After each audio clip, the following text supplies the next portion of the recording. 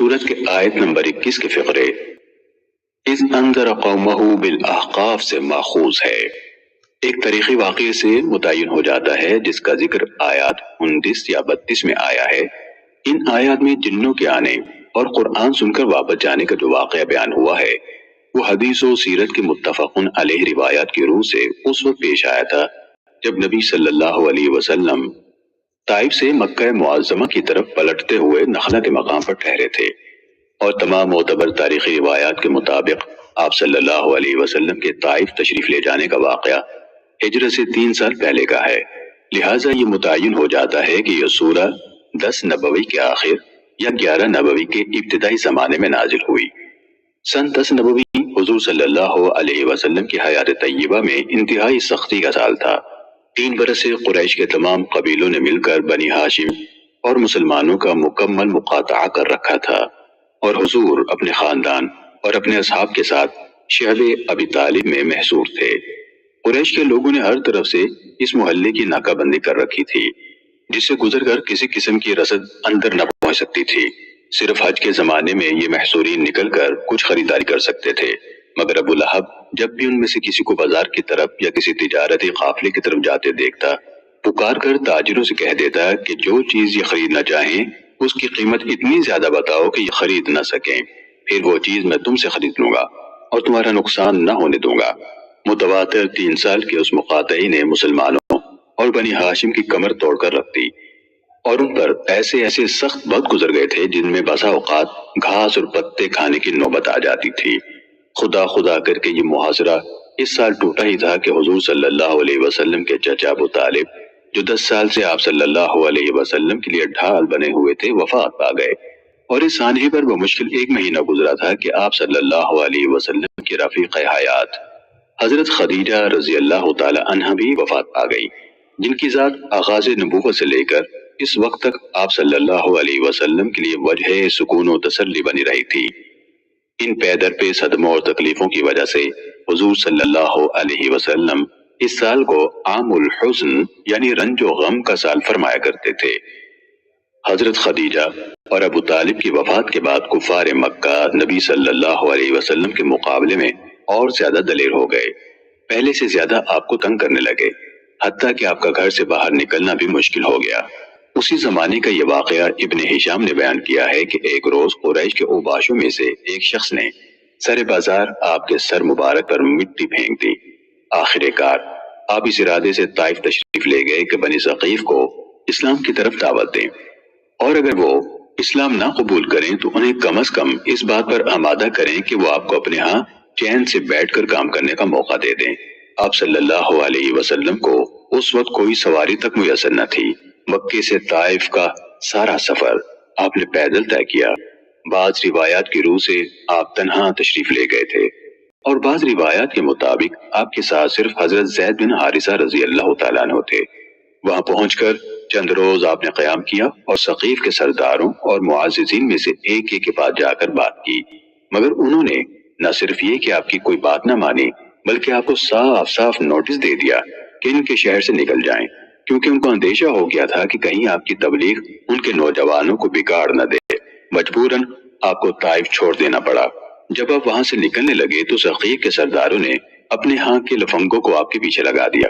وہ راستے کے دونوں طرف دور تک آپ پر آوازیں کستے، گالیاں دیتے اور پتھر مارتے چلے گئے، یہاں تک کہ آپ زخموں سے چور ہو گئے اور آپ کی جوتیاں خون سے بھر گئیں۔ اس حالت میں آپ صلی اللہ علیہ وسلم طائف کے باہر ایک باغ کی دیوار کے سائے میں بیٹھ گئے اور اپنے رب سے عرض کیا، خدا بندہ، میں تیرے ہی حضور اپنی بے بسی و بے چارگی اور لوگوں کی نگاہ میں اپنی بے قدری کا شکوہ کرتا ہوں۔ اے ارحم الراحمین، تو سارے ہی کمزوروں کا رب ہے اور میرا رب بھی تو ہی ہے۔ مجھے کس کے حوالے کر رہا ہے؟ کیا کسی بیگانے کے حوالے جو مجھ سے درستی کے ساتھ پیش آئے، یا کسی دشمن کے حوالے جو مجھ پر قابو پا لے؟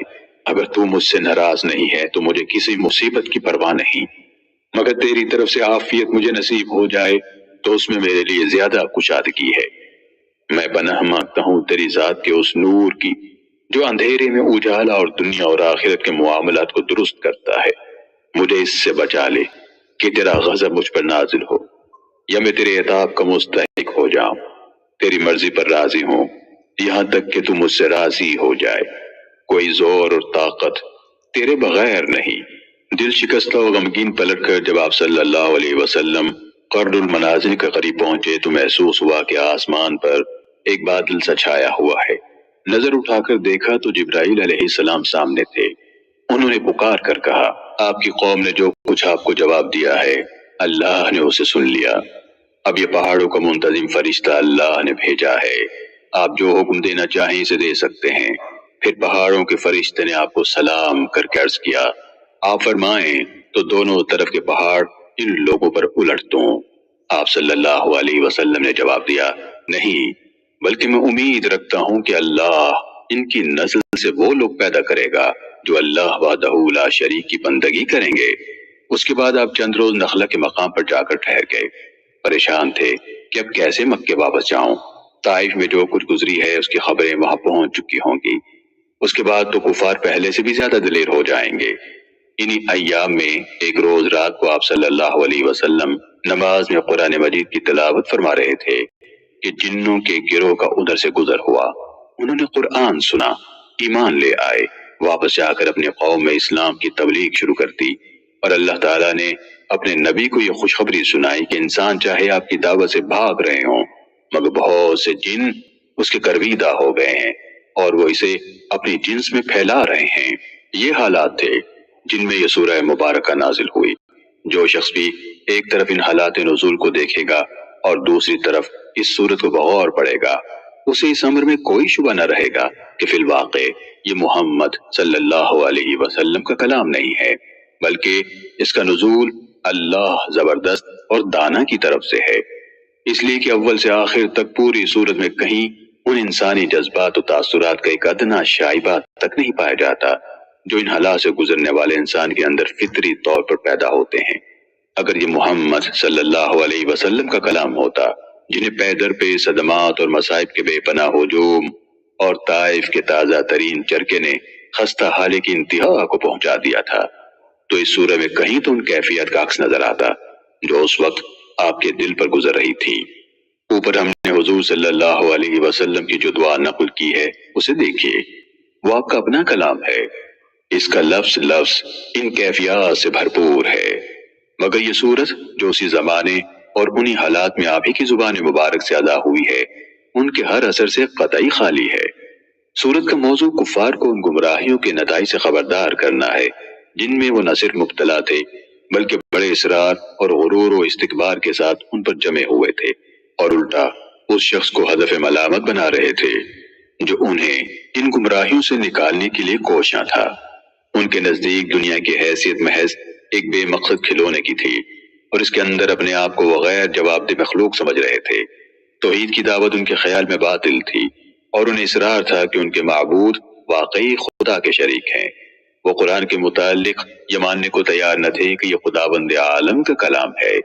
رسالت کا ایک عجیب جاہلانہ تصور ان کے ذہن میں تھا، اور اس کی بنا پر محمد صلی اللہ علیہ وسلم کے دعوی رسالت کو جانچنے کے لیے وہ طرح طرح کے نرالے معیار تجویز کر رہے تھے۔ ان کے نزدیک اسلام کے برحق نہ ہونے کا ایک بہت بڑا ثبوت یہ تھا کہ ان کو شیوخ اور بڑے بڑے قبائلی سردار اور ان کی قوم کے بوجھ بھجکڑوں سے نہیں مان رہے تھے، اور صرف چند نوجوان، چند غریب لوگ اور چند غلام ہی اس پر ایمان لائے ہیں۔ وہ قیامت اور زندگی بعد موت اور جزا و سزا کی باتوں کو ایک من گھڑت افسانہ سمجھتے تھے، اور ان کا خیال یہ تھا کہ ان چیزوں کا وقوع خارج از امکان ہے۔ اس صورت میں بالاختصار انہی گمراہیوں میں سے ایک کی مدلل تردید کی گئی ہے، اور کفار کو خبردار کیا گیا ہے کہ تم اگر عقل و دلیل سے حقیقت کو سمجھنے کی کوشش کرنے کے بجائے تعصب اور ہر دھرمی سے کام لے کر قرآن کی دعوت اور محمد صلی اللہ علیہ وسلم کی رسالت کو رد کر دو گے تو آپ اپنا ہی انجام خراب کرو گے۔